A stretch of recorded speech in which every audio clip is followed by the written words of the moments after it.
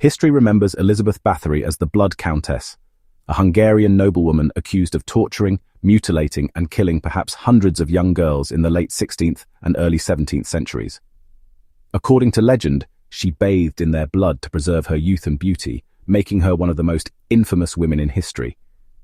But was Elizabeth truly a sadistic serial killer, or was she the target of one of Europe's most elaborate political takedowns? The truth is as murky as it is disturbing. Elizabeth was born in 1560 into one of the most powerful aristocratic families in Hungary. The Báthorys were wealthy landowners, closely tied to kings, bishops, and military leaders. From birth, she was destined for influence. By the age of 15, she was married to Ferenc Nadasdy, a prominent noble and military commander, and together they controlled vast estates.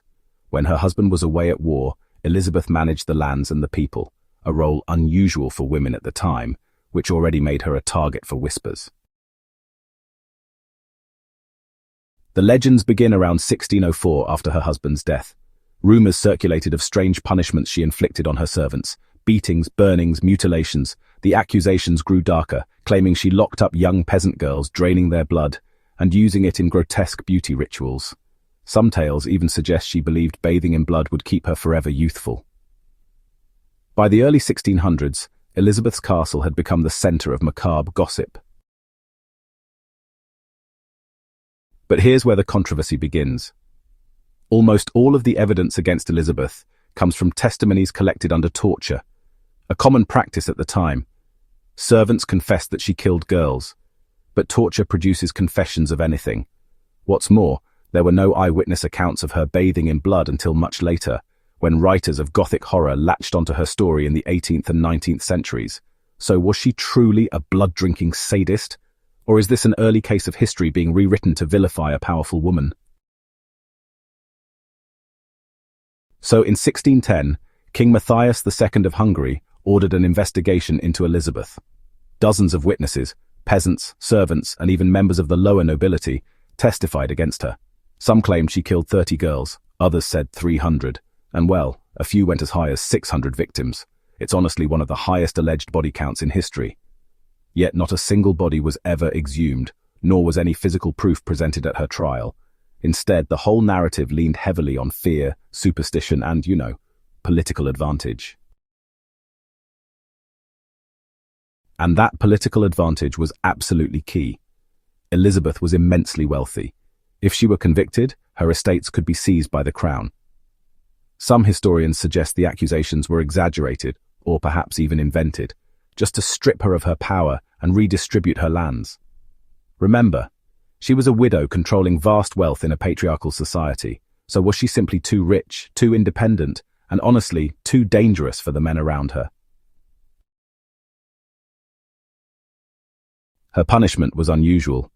Unlike many accused witches or murderers of her time, she wasn't executed. Instead, she was walled up inside her castle, confined to a set of rooms with small holes for food and air. She lived like this for 4 years until her death in 1614. This fate raises more questions. If she truly killed hundreds, why was she spared execution?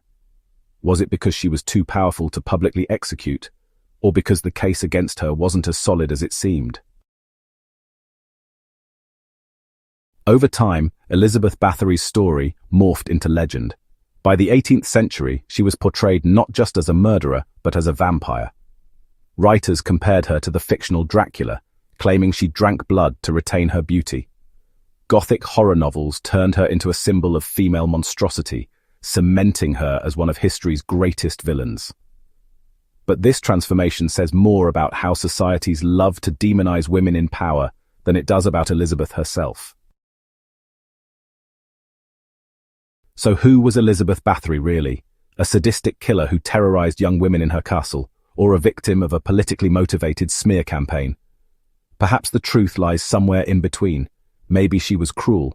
Reports of her harsh discipline aren't easily dismissed. But maybe the number of her victims was wildly exaggerated for political and economic gain.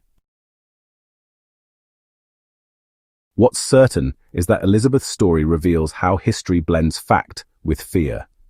Was she history's most prolific female serial killer, or Europe's most maligned noblewoman? The answer may forever be buried with her in that walled-up chamber.